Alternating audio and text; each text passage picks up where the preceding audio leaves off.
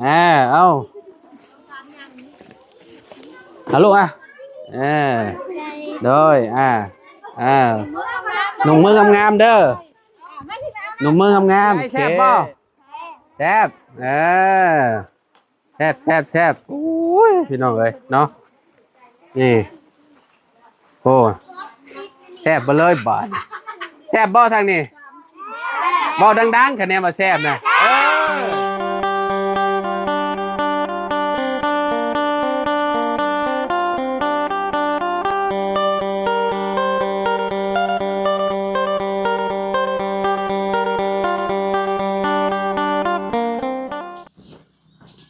กราบสบายดีสวัสดี FC เบิร์สสุขสู่คนเนาะบ่ว่าสิอยู่ในและกระต่างประเทศเนาะมาพบมาพอกันคือเก่าคือเดิมพี่น้อยเนาะเพิ่มเติมคือมื้อนี้สิไปแจกพิซซ่าให้นักเรียนอยู่บ้านห้วยยางเมืองจำพรแขวงสะวรรณเขตแล้วพี่น้องก็ไปเอามาเป็นที่เรียบร้อยแล้วพิซซ่าก็ได้เนาะพุ่นแหละอยู่รถไถพุ่นเนาะ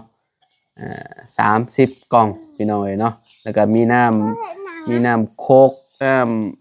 พออัดคลิปอยู่สวัสดีปะลุงก่อนไว้สวัสดีค่ะมิวกี้สวัสดีปะลุงก่อนไว้สวัสดีจ้าไว้สวัสดีจ้าโอเคเนาะพี่น้องเอ้ยนี่มิวกี้ก็พลอยใช้เนาะอีหล่าสิไปใช้อีหล่าสิไปโรงเรียนไปยังโรงเรียนพลอยใช้ไปแจกยังโลกแจกนักเรียนให้ขนมให้ขนมบ่ให้ขนมให้ขนมกับนมโมเมนต์พิซซ่าที่ลูกให้พิซซ่าพิซซ่ากับยังพิซซ่ากับโค้กของคนไทยอ่ะกับโค้กบ่โอ้โดยสิกับโค้กแล้วก็มีโอ้น้ำเขียวพร้อม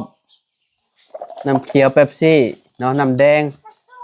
ใส่น้ำก้อนพี่น้องเนาะน้องปอยใส่กับมิวกี้สิลงไปนำมาดีเนาะก่อนอื่นก็ขอขอบคุณเนาะทางลุงหงคำเนาะที่ให้ชุมลูกหลานเป็นสะพานบุญให้เด้อเนาะก็ขอให้เจ้าอยู่ดีแม่งความเจ็บบ่ให้ได้ความไข้บ่ให้มีปรารถนาสิ่งใดก็ขอให้ได้สิ่งนั้นเด้อลุงเด้อเนาะนอนรับให้ได้เงินหมื่นนอนตื่นให้ได้เงินแสนเพราะว่าลุงสิเฮ็ดธุรกิจยังก็ขายยังก็ขอให้เจริญในหน้าที่การงานตลอดปีและตลอดไปเด้อเนาะแล้วก็พ่อแม่พี่น้อง FC ทุกๆคนขอบคุณหลายๆที่เป็นกำลังใจให้เด้อพี่น้องเด้อเนาะบ่ว่าสิเป็นพี่น้องฝั่งลาวฝั่งไทยทั้งต่างประเทศเบิดสู่คนเนาะฝากกดไลค์กดแชร์ให้เด้อพี่น้องเด้อเนาะเดือนนี้ก็เป็นเดือนสุดท้ายของปี2025แล้วพี่น้องเอ้ยเนาะอีกบ่โดนบันไดก็สิปี2026แล้วเนาะคนเฮานี่เริ่มเฒ่าขึ้นคู่มือพี่น้องเอ้ยเนาะแม่นบ่ล่ะแม่นบ่ลูกแม่อีหลานนับมือนับใหญ่เนาะแม่นล่ะว่าแม่นล่ะเบิ่งพอนี่ให้มั้ยใช่นอนให้หยังน่ะนอนโอ้ยสินอนบ่ได้ลงไปแจกเครื่องไหนไปลุก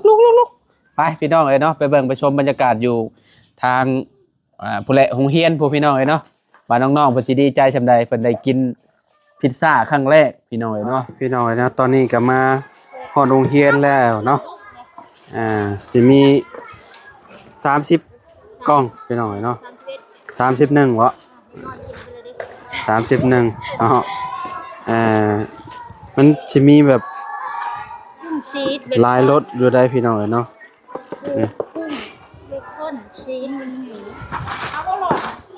ครั้งแรกบ่จักเด็กน้อยเพิ่นสิได้กิน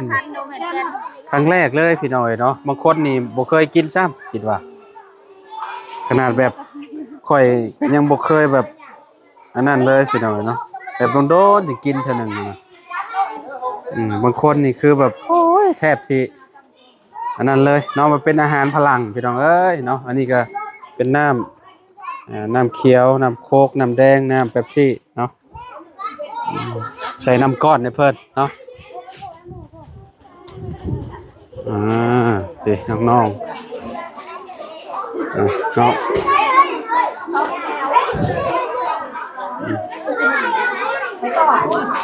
กำลังจัดแถวจัด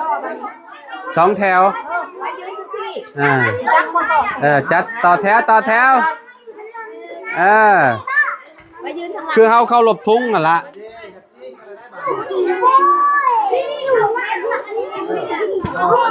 ผู้ใหญ่อยู่ทั้งหลังเด็กน้อยอยู่ทั้งหน้าไปคนใหญ่อยู่ทั้งหลังเอ้าซอยนะครูจัดแถวก่อนฮะเห็นเอาได้สิเปลี่ยนใหม่บ่เอามาลมเพียงก็ได้นะครู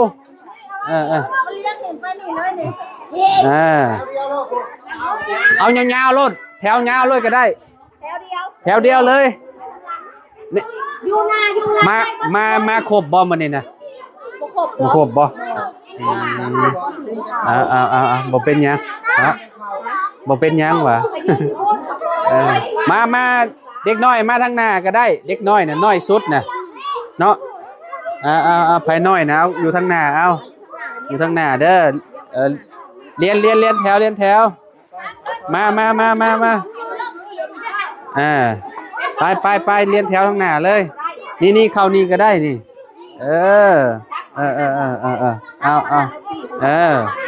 เอาข่าวแถวได้กินบัดทุกคนนั่นแหละได้กินบัดทุกคน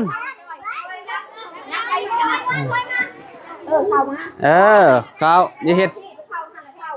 ฮ็ดขดคืองูเนาะ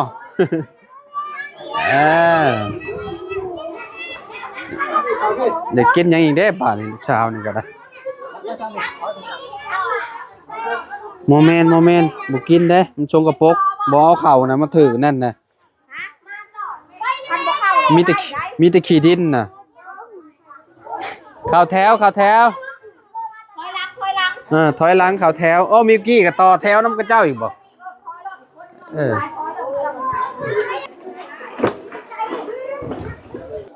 มาพี่น้อยเนาะตอนนี้ก็ลงมือแจกเลยบาทนี่เนาะมาบักละเป็นอะไรเอาขอบใจเด้อโอเคเอาย่างไปพุ่นเลยเด้อย่างไปพุ่นเลยลูกไปเอาน้ำเลยเด้อเอาน้ำพุ่นเลยเด้อให้ละโอเคไปเอาน้ำพุ่นเลยเด้ออ้าวโอเคไปเอาน้ำพุ่นเลยเด้อได้น้ำไปเอาย่างไปพุ่นเลยเด้อเอาลูกโดยหนุ่มมืองามๆเด้อหนุ่มมืองามๆโอเคโอเคเอาย่างไปเอาน้ำพุ่นเลยเด้อใส่อันสั่นๆก่อนโอเคไปย่างไปพุ่นเลยเด้อโอเคเอาลูกโอเค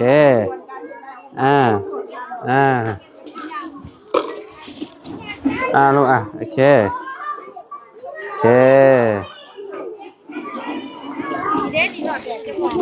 มาไปเอาน้ำพุ่นเลยถ้าน้ำบ่ทันบ่น้ำนะมาเอาบ่เป็นยังเอาเป็นยืนท่าหันเด้อโอเคเอาเอาจะพูนพิชชาก็เริ่มสิบ่ทันแล้วบัดนี้เอาโอเคเอาไปโอเคเอา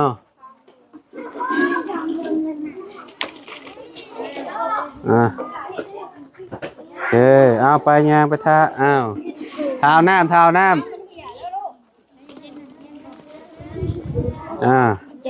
ได้โอเค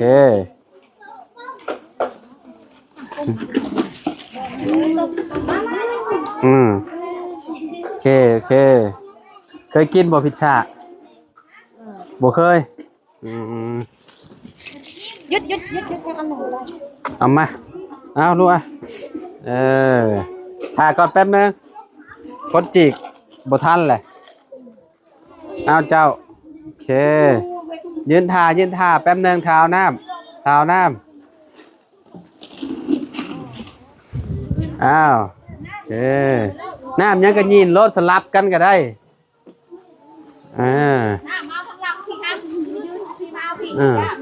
ต่อเลยต่อยางไปเอารถผูกพันยินตัวได้แล้วก็ไปเอาตัวนั้นเอาอันนั้น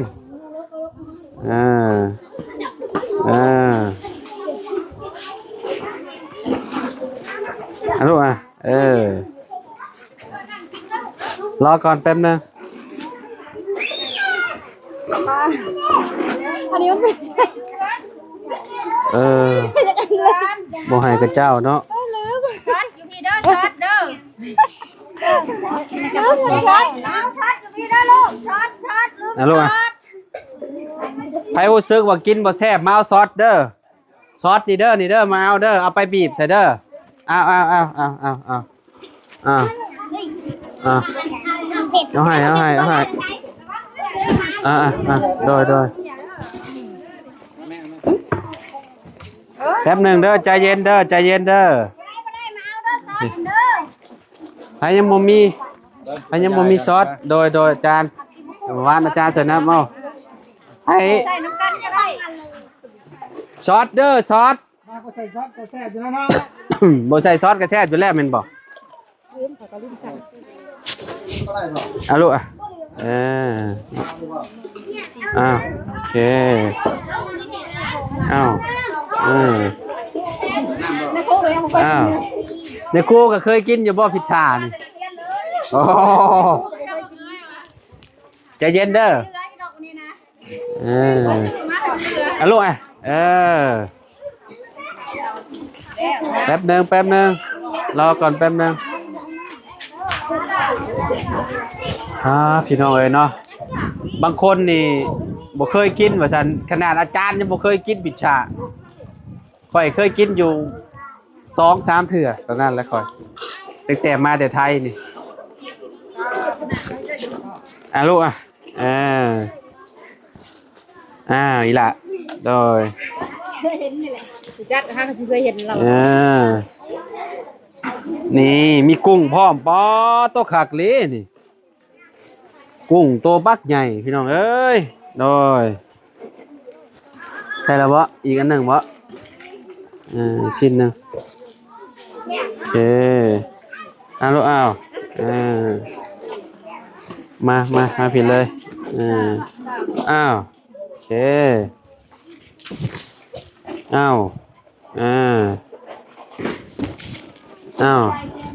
โดยพอล่าเคยกินบ่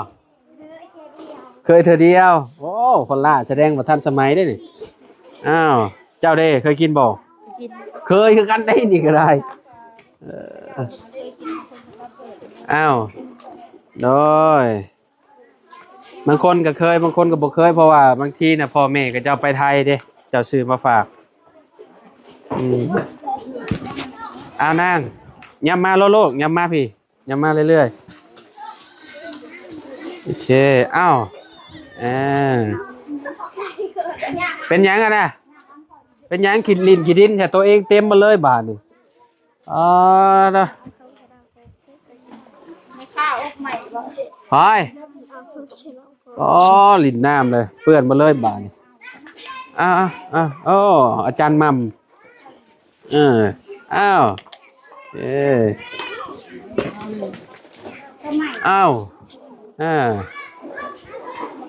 พอดีเลยกินข้าวเที่ยงพี่น้องเอ้ยเมื่อบ่ต้องกินข้าวเลยบัด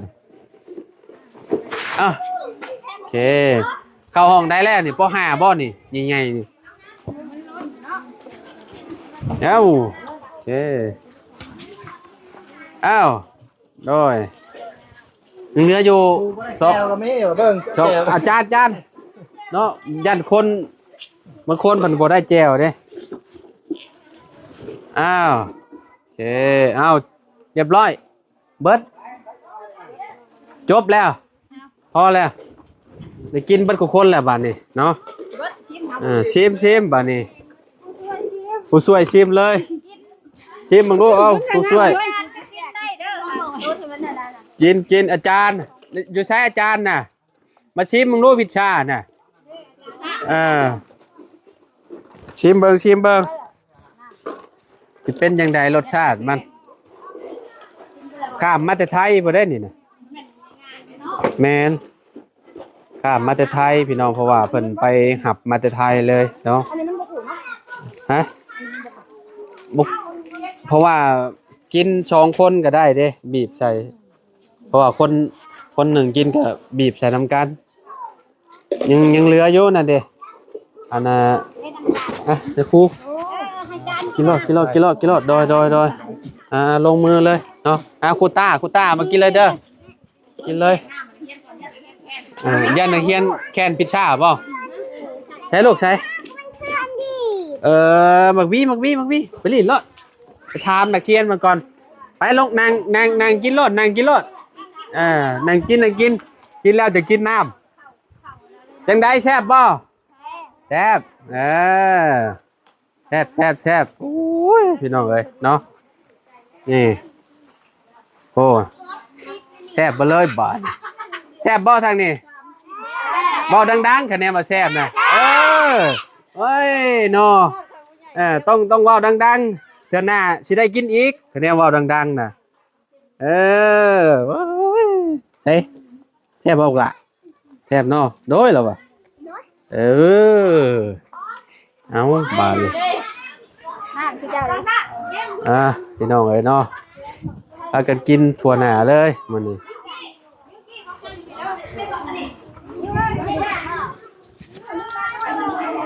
แซ่บบ่ว้าวเลยว่ะก็ว้าวเลยโมเมนต์มาชิงเงินหัวเลยแซ่บบ่แซ่บโอ้ยพี่น้องเอ้ยเนาะเด็กน้อยก็บ่ได้มีหลายเด็กน้อยนักเรียนก็ได้พี่น้องเอ้ยเนาะตอนนี้ก็พี่น้องเอ้ยเนาะเริ่มพากันอิ่มแล้วพี่น้องเอ้ยแต่ละคนก็ได้แต่กินบ่เบิดก็เก็บมาไว้กินเฮือนเด้อเก็บเมื่อกินอยู่เฮือนอยู่ซานยังเหลืออยู่สิ้นหนึ่งโอ้กิน2สิ้นเลยนี่เนาะอันนี้ยังเหลืออยู่สิ้นเดียวบาดสิกินเบิดบ่ฮะเบิดอันนี้ก็ยังเหลือจักสิ้นเดี๋ยวโอ้สิ้นปลายผู้ลาบ่ยอมไว้ได้ลาวนี่ให้เด็กน้อยให้น้องรวมกันเด้อกินแล้วรวมกันขอบใจเพิ่นเด้อขอบใจผู้ใหญ่เพิ่นนั่นแหละเนาะเนาะกินให้แล้วก่อนกินให้แล้วก่อนกินให้แล้วก่อนจังมุ่งนี่เลิกอาจารย์11 โมงครึ่งโอ้พอดีเลยซะเนาะเฮากินแล้วเมื่อเฮือนเลยนี่เนาะพี่น้องเอ้ยเนาะบางคนนี่กินอิ่มเมื่อแต่บ่กินข้าวเลยถามมาโรงเรียนตอนแรงบ่โดยอิ่มเลยเนี่ยพอดีอิ่มเลยโอ้พี่น้องเอ้ยเนาะพอดีแหละเนาะแม่นกินบ่เบิดก็ถือมากินอยู่เฮือนรวมมาให้แม่ชิมก็ได้อยู่เฮือนน่ะเบิดเรียบร้อยเจ้าเบิดแล้วบ่อิ่มคักแต่ละคนท้องย่านแล้วพี่น้องเอ้ยเนาะท้องตึงแล้วตอนนี้หนังตาเนี่ยเริ่มย่านแล้วเริ่มจะรับแล้วเนาะมามีแต่มาโลมโตกันเลยบาดนี้เนาะสิได้เมื่อเฮือนบาดนี้